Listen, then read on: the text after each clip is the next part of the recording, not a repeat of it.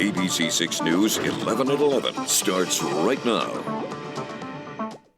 To hear that there's been a shooting and a gun tossed and all of this craziness, it's definitely scary when it's that close to home. Plus, it all happened right when schools were getting out. An intense police chase through the streets of East Providence ends with 1,000 rounds of ammo scattered across the city's busiest intersection. We'll have the full timeline of events. Plus, 5 U.S. senators asked the president to ban travel to China amid an uptick of respiratory illnesses in that country. What the director of the CDC is now saying about it. And looking for Leppy, a woman's desperate plea for help after she lost her beloved stuffed animal at TF Green Airport. We'll get to all those stories shortly, but first tonight we begin with that developing news out of East Providence on 11 at 11. Just a wild afternoon for police and residents of East Providence. Thanks for joining us tonight. I'm John DeLuca. It started after a report about a house being shot up. That set off a chain of events that ended with 1,000 rounds of ammo scattered across the city's busiest intersection. ABC 6 News reporter Josh Kerman picks up the story from there. There is no threat to the community. He was a sole actor. We believe there was some type of relationship between the suspect and the resident, but what exactly that is, we're still investigating. It all started around 2 p.m. East Providence police responding to a shots fired call on Estrell Drive, and then learning a suspect used a long rifle to fire shots at a car and a home there. The suspect getting into his truck and taking off. Police attempting to make a traffic stop, but to no avail, leading to a car chase that led to multiple crashes. It looks like there was some type of police chase going on and kind of got out of control. My wife was in the house. She heard an accident, felt the noise, dogs, cats, everyone went crazy, and came out to what you see here. A police cruiser crashing into a home on Dover Avenue. But the story doesn't stop there. It comes to a head at one of the busiest intersections in East Providence, Taunton and Pawtucket Avenue. Rarely do we pursue vehicles anymore, but in this instance, we had a person with a long gun that we saw, we confirmed that was shooting at a residence and shooting at a vehicle. It was imperative that we stop this person. 3 cars wrecked in the intersection, shutting down most of the traffic for hours. But that's not all. The chief estimated nearly 1,000 rounds of ammunition spilled out from the suspect's vehicle.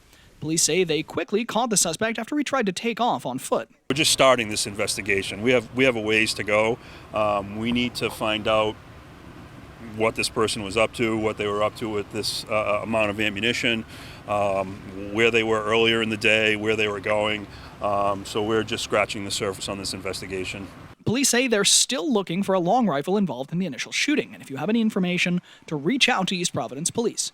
This investigation is ongoing. In East Providence, Josh Kerman, ABC 6 News. New tonight on 11 at 11, a person walking on 95 in Pawtucket was hit and killed this evening. State police telling ABC 6 News it happened just after 7 o'clock. Police say for some reason the victim found his way onto the highway and was walking in a travel lane right near exit 41A. He was hit by multiple cars. State police continue to investigate but have not made any arrests. They're identifying the victim only as a 79-year-old man. Now to an ABC 6 News update. 2 people were taken to the hospital after a fire in Johnston late last night. We brought you this story last night as it was happening on 11 at 11. That fire burned for more than an hour on Simmonsville Ave. Eventually, firefighters were able to get it under control. The 2 people in the home were treated for their injuries. No word yet on how it started. Let's get a check on the forecast now. Storm Tracker Chief Meteorologist Jeff Benson joining us live in the Weather Center. What's the latest with those light showers you've been tracking, Jeff? Just about over, John. We have really seen those move pretty quickly through the area over the last several hours, and we're going to begin to dry out really momentarily across parts of the area. So there you can see the storm moving across really all of the Northeast right now. Still some scattered shower activity behind the main solid line that is, again, mostly pushed east of us. You can see some of those brighter radar return colors, the yellows and even a few oranges. That's mainly east and well south of southern New England. As we zoom it on in, just a couple of light sprinkles here across the area right now, Providence included in that. Let's take a look at some of the observation stations. TF Green is still reporting some light rain showers, as is Falmouth, Provincetown as well, Block Island, the Vineyard, and Nantucket, all included in that. Westerly also producing a few light sprinkles at this point in time, but it again is going to be tapering off shortly. The temperatures are still pretty mild, between 45 and 50 degrees. We look at our rate of estimated rain. It has not been a lot. It has been less than half an inch. In some spots, probably only a couple tenths of an inch at most. So this has not been a big rain event. Now the rain's moving out, but the fog is going to start moving in. Take a look at the visibilities that are beginning to drop behind this rain. And you'll see here in a moment on our Skycam, which, yes, is elevated a couple hundred feet up. But look how you can barely see some of the lights off into the distance. So we are going to be dealing with some patchy fog for the rest of the overnight into tomorrow morning. A lot of low cloud cover, some drizzle, some mist into tomorrow morning. And we take you up here on the planner until 10 a.m. And you say, well, it doesn't look like it's going to be a great Saturday, right? Well, if we were to bring you a few more hours after this, you would see likely some sun icons. I do expect Mr. Sun to break out a little bit, brightening our Saturday. And the temperatures are looking like they're on the way up as well. We're going to be in the 50s once again tomorrow. So a decent first half of the weekend. What about the second half? And into next week, we'll have all that coming up in the full weather in just a few minutes, John. All right, Jeff, thank you. If you have any weather videos you'd like to share, you can post them to our new Now app.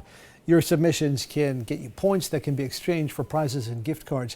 We may even show your videos on ABC6 News. To download it, you can scan the QR code on your screen, or you can search Now Local News in the Apple or Google Play stores.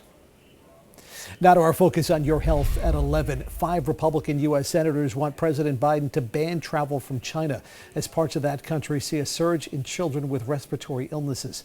In a letter to the president, Florida Republican Marco Rubio writing that China has a long history of lying about public health crises in that country, referring, of course, to COVID-19.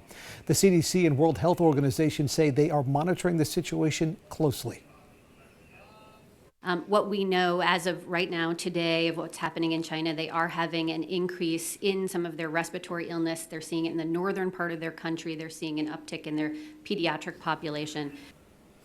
Health officials say respiratory illnesses are on the rise in this country as well, blaming COVID for a rise in hospitalizations and deaths. According to the CDC, 1,000 people are still dying from COVID every week, and 15,000 people are hospitalized from it as well. Now to national news at 11. A protester who set herself on fire outside the Israeli consulate in Atlanta is now in critical condition tonight. Police say she used gasoline to do it. A security guard who went over to try to help her also got burned. Authorities say a Palestinian flag was part of that protest. The FBI and ATF are investigating, but it's believed to have just been an extreme act of political protest, not terrorism. Well, the mayor of Los Angeles is now warning a serial killer may be on the loose in that city. Police believe the person is preying on homeless people. At least 3 have been murdered since Sunday. Police released a grainy surveillance photo today asking for the public's help in trying to identify that person. They say the suspect shot each of the victims while they were sleeping on sidewalks or in alleys in the city. Former Supreme Court Justice Sandra Day O'Connor has died after complications with dementia. Justice O'Connor was the first woman to serve on the High Court when President Reagan appointed her way back in 1981. While serving, she upheld abortion rights and affirmative action. In 2018, she announced her dementia, also expressing gratitude for what she called the many blessings of her life. Justice O'Connor was 93. Trending now at 11 on this first day of December. It's only fitting that Home Alone's biggest star is honored in Hollywood. Macaulay Culkin who starred as Kevin in the Home Alone movies, got the 2,756th star on the Hollywood Walk of Fame today. Catherine O'Hara, who played Kevin's mom in the movies, reunited with her son at the ceremony. Culkin started his acting career when he was just 4 years old. A traveler who lost her beloved stuffed animal at TF Green Airport is now on a mission to find it. ABC6 News anchor Tiffany Murphy has that story. In August, Kelly Buckler was in southern New England attending her grandfather's funeral. She was at TF Green Airport ready to fly home when she realized her beloved stuffed animal, Leppy, was nowhere to be found.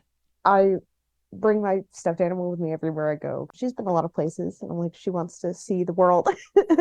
Kelly filed a missing stuffed animal claim with the airport. She even took to social media. I was like looking up and down the whole airport, and I started crying, which was really embarrassing. But Leppy, short for leopard, was a gift. My dad gave her to me when I was 5. So I've had her my whole life.